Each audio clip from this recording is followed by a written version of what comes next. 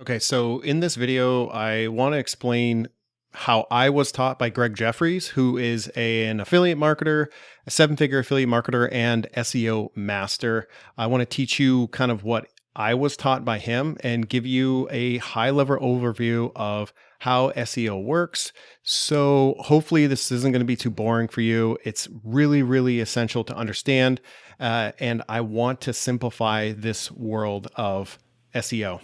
There are a ton of courses, information about SEO, how it works, and how and why algorithms exist, and how Google is constantly changing. But basically, they're not good or bad, and Google doesn't hate you or hate your website, but they have one goal that they started out as a search engine, and that's what powers all their entities and properties and tools. But they have one goal for the end user, and that's to be a content curator. Google is the largest content curator in the world. They basically take all of the world's information, web pages, videos, audio, and they compile them. And so their goal for their visitor is to display the best possible results for the visitor for whatever search query they're typing in giving you those results in the shortest amount of time. That's their number one goal. So if you can kind of align yourself with Google's same goals, then you're going to do really well with your blog.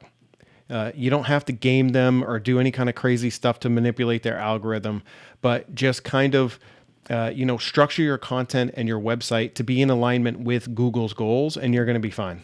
You want your website to be around for years and years and years and getting traffic. And that's the whole reason why we're putting in time to build a blog up, because you want this blog to pay off.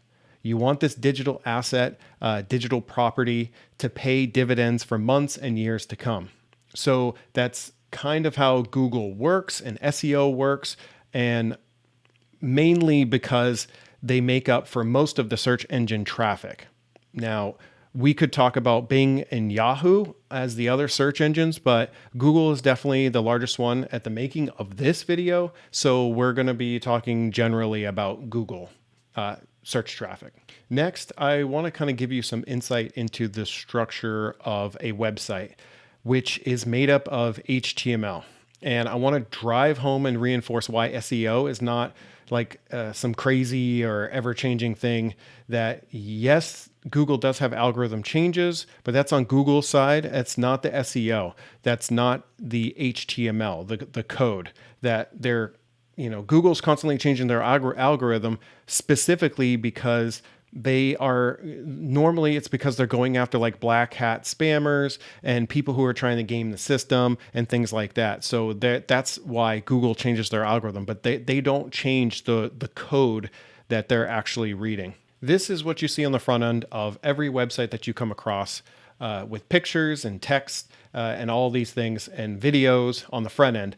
But if you right click here, and you want to see kind of like what the HTML code is telling this page to display, all you have to do is kind of, I'm on a PC. If you right click view page source, it's going to show you what the web page it looks like behind the scenes. And you can see here all of these different links, and it's going to be all of the code that's put this actual page together. It's the HTML. This image right here kind of simplifies what a web page is made up of. So you have the tags, the beginning tag, which indicates this particular web page is written in HTML, and then you have it marking the end of the actual web page here. And you've got a body section, and then within the body section, you got things like headlines, sub-headlines, paragraphs. It's really, honestly, it's really similar. So if you remember when you were writing papers, you had to provide references, and sometimes you'd have to put links in your paper that sent people out from what you referenced your paper from. So again, this is just an overview of SEO. HTML is the framework, and I want you guys to connect the dots really of what's happening here. This isn't like a, crazy programming language or anything. It just has structure to it. It's very, very similar to MLA formatting. And if you've written an essay or a term paper in the past, this is something that you can relate to. The best example of a really optimized web page or website out there on the planet that I can think of is a site that every single person has used at least once, which is Wikipedia. So if we look at Wikipedia, it's not sexy or fun, or, there are, videos, or, there's nothing really great about Wikipedia.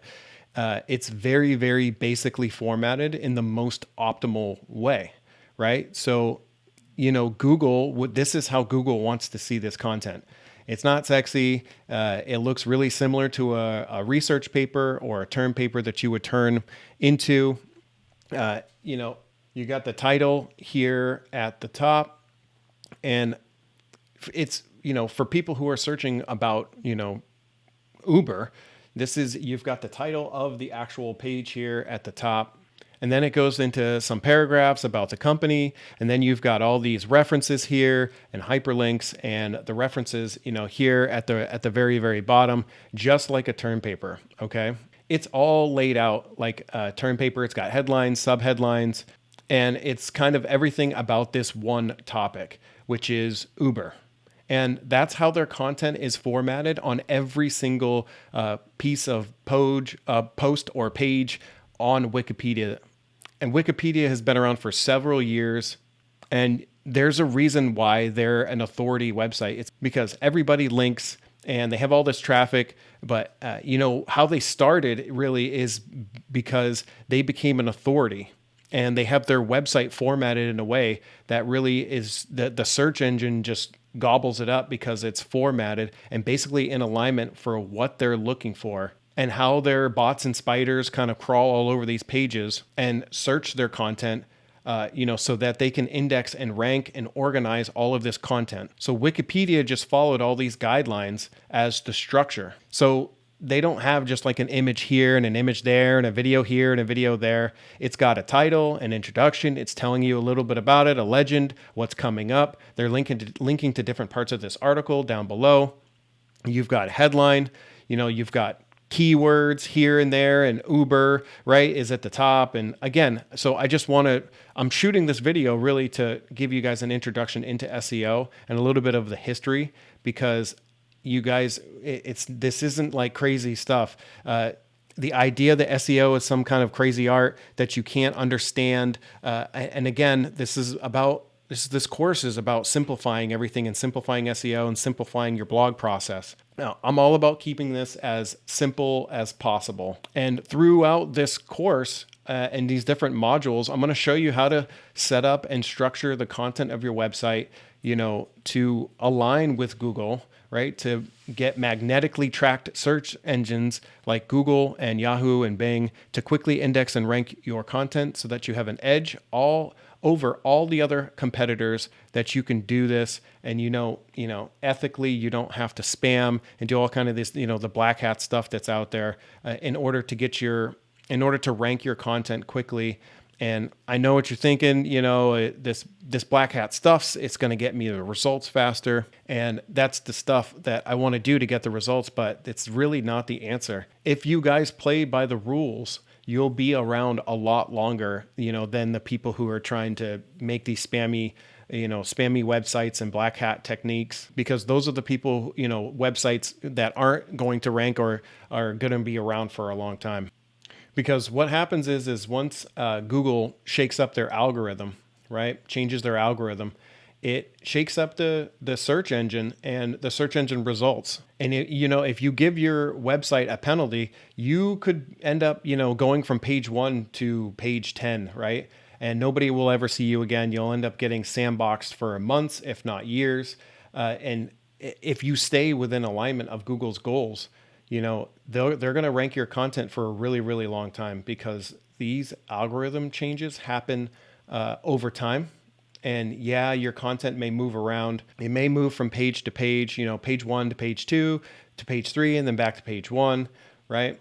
But that's better than being, indexed or being sandboxed and being completely removed from Google search results. And you guys don't want that, especially when, you're investing a lot of time, a lot of energy, and sometimes a lot of money, into optimizing these web pages and websites that we're putting together. So hopefully this gives you a better understanding of Google, how it works, search engine optimization, a little history behind search engine optimization, and HTML and the structure of a web page.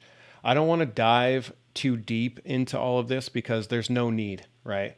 You don't need like a PhD or a master's degree in internet marketing to be successful, with blogging. You can make a lot of money with blogging, but I just wanted you guys to get a little piece of insight, and hopefully moving forward, we're going to keep this as simple as possible. All right. This is strictly a 20,000 foot overview of how SEO works. So you have an understanding of why and the how, and moving forward in this course, you'll be understanding why I'm teaching things to be a lot more simpler.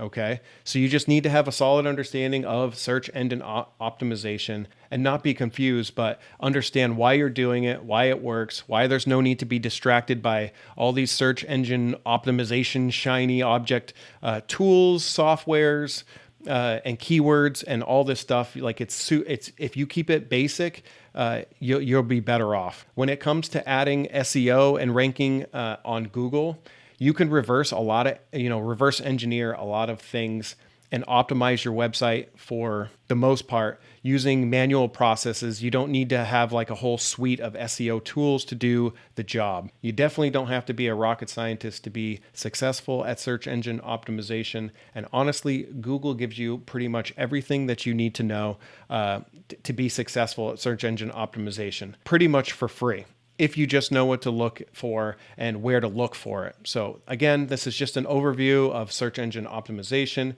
and kind of how it works and why it works. And we're going to be, over the next few modules, we're going to be building out kind of like the basics of getting your blog started. I'm going to give you all the information that you're going to need to build upon this structure, and it's going to reinforce all the things I've mentioned to you in this video. So in the next video, we're going to be talking about domains and hosting and what they are. See you in the next video.